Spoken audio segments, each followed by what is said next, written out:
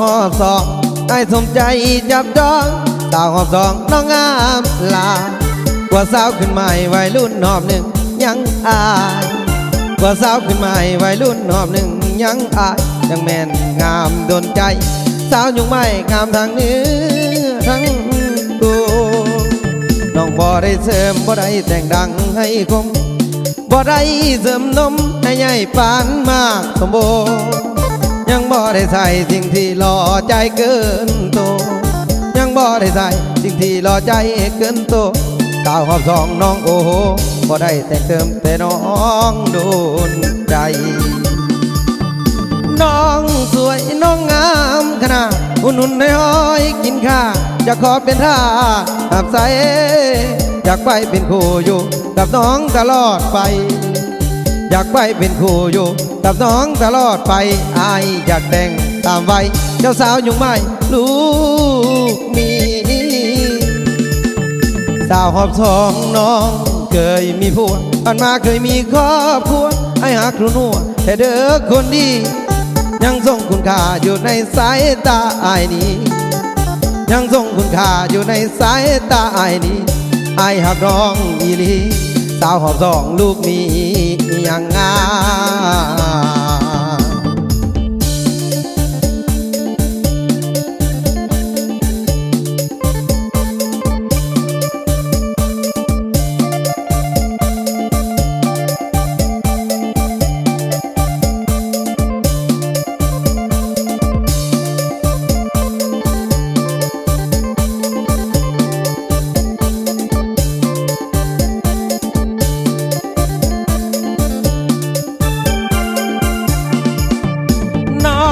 สวยน้องงามขนาดนุ่นๆให้อ้อยกินข้าอยากขอเป็นทาสหับใจอยากไปเป็นคู่อยู่กับน้องตลอดไปอยากไปเป็นคู่อยู่กับน้องตลอดไปอายอยากแต่งตามวัยเจ้าสาวยุงไม่ลูกมีสาวหอบสองน้องเคยมีผัวผ่านมาเคยมีครอบครัวไอ้หักรุ่นหัวแต่เด้อคนดียังทรงคุณค่าอยู่ในสายตาอายนี้ยังทรงคุณค่าอยู่ในสายตาอายนี้อายหักน้องอีหลีสาวหอบสองลูกมียังงา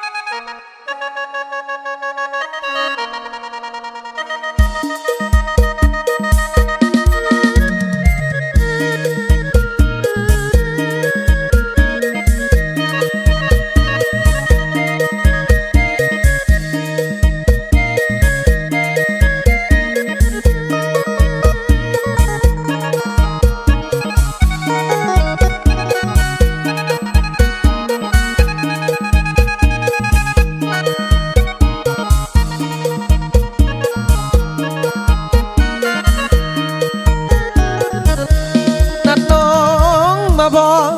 ไอ้จะรออยู่ที่ภูมิใจนัดน้องเอาไว้ตามวัยสาวไปบุรีตอนแรก8 โมงอยู่ที่ภูมิใจวันนี้นัดกับคุณดีวันนี้พอกันตอนแรกตาเป็นกาโฟล8 โมงบ่เห็นน้องมานั่งคอยการดาบ่เห็นเจ้ามาอยู่ใส่แก้วแดงหรือว่าหนวดน้องลืมนัดได้แล้วกำแพงไอ้คอยอยู่เด้อแก้วแดงกำแพงน้องบ่เห็นมาสาวไทยบุรีเป็นยังน้อเตียงตัวอายโอ้น้องสบายเจ้านัดอายไว้ แล้วมีจีลีเมื่อยท่าเมื่อยคอเดี๋ยวหาน้องก็บ่เห็นมีอายคงหมดหวังอีลีคอยหาคนดีบ่เห็นนอนเงาเป็นยังเดี๋ยวน้องเนื้อทองคือมาหลอกอายคือน้องที่สายเป็นคนทุกข์จนเงื่อตา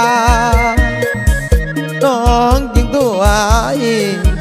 ให้มาคอยแล้วน้องบ่มาตั้งคอยจนเที่ยงคืนแล้วนะคอยหาการด่าอยู่ที่ภูมิใจ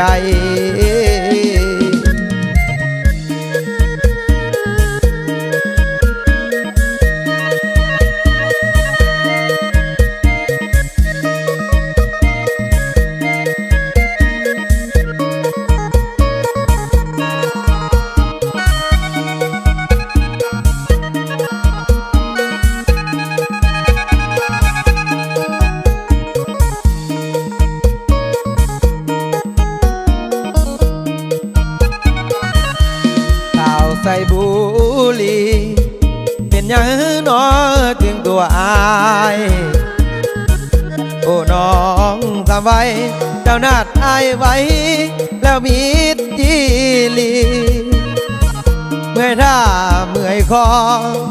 เดี๋ยวหาน้องก็บ่เห็นมีอายคงหมดหวังอีลีคอยหาคนดีบ่เห็นนอนเงาเป็นยังเดี๋ยวน้องเนื้อทองคือมาหลอกอายหรือน้องที่สายเป็นคนทุกข์จนเงือตาน้องจึงตัวให้มาคอยแล้วน้องบ่มาตั้งคอยจนเที่ยงคืนแล้วนะคอยหาการด่าอยู่ที่ภูมิใจ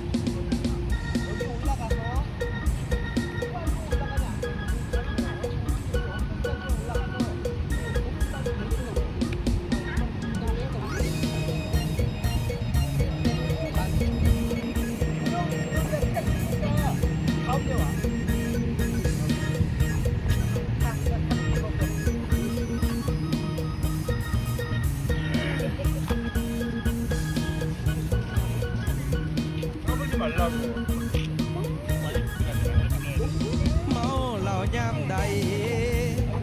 นิสัยอายก็เลยเปลี่ยนเริ่มบ่ทุนทีคำว่าโหคำว่าก็ลายกจอกทำแก้วเมาแล้วมีแต่ทางยากไปมีเย็นบ่ได้ก็เห็นตายบนนั้นไอ้มาสร้างสรรค์กับหมู่กูเดือน้องลาเมียจะเฝ้าด่าเวลาวันนี้กินเมาเงินที่หามาไอ้นี้ก็บอกให้เจ้าเมื่อนี้ขอเมาอย่าเว้าไอ้ดื้อเมียแพ้เมาเหล้ายามใดได้อายอยากเมื่อเจ้าแต่ยานหมู่เอา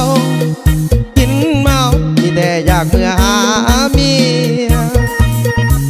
นานๆกินทีไอ้มีโอกาสขอเกียร์เบาหายดื้อมีไอ้เมื่อดังก็อ้อยลมกัน กับหมู่อีกเด้อจากน้อยแล้วอายจังดอยเมื่อหาเจ้าดอกจอมควันเวียกเงินการสานบ่ยานอายบ่ลืมมันบ่เพียงจอมควันเข้าใจยามอายกินเมา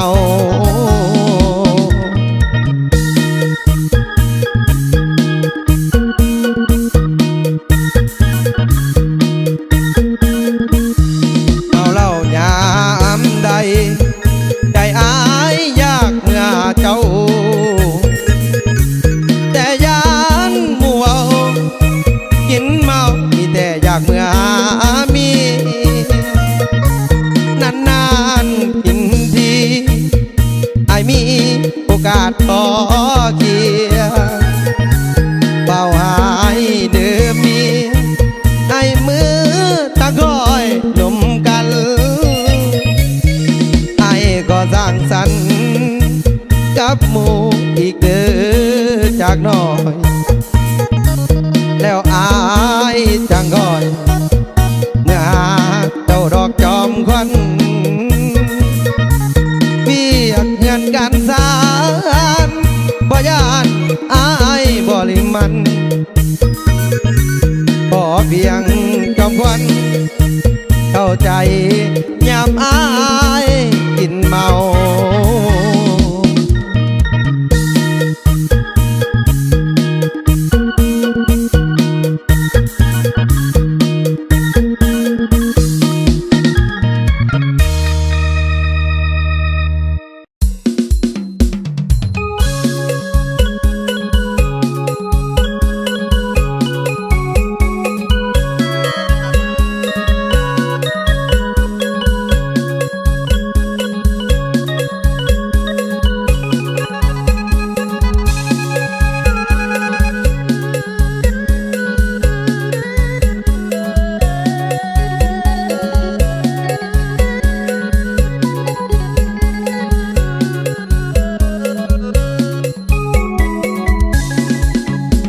เป็นหยังคือนางซึมเศร้าคิดทอดพวกเก่าสันบ่อนอนาได้ข่าวว่าเป็นแม่ผัวเจ้าไก่ห่างไปมีคนใหม่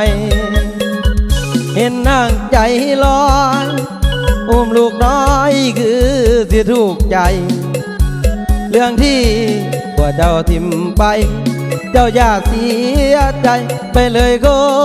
นดีบ่ต้องคิดหลายเด้อล่ะคำคนเขาสา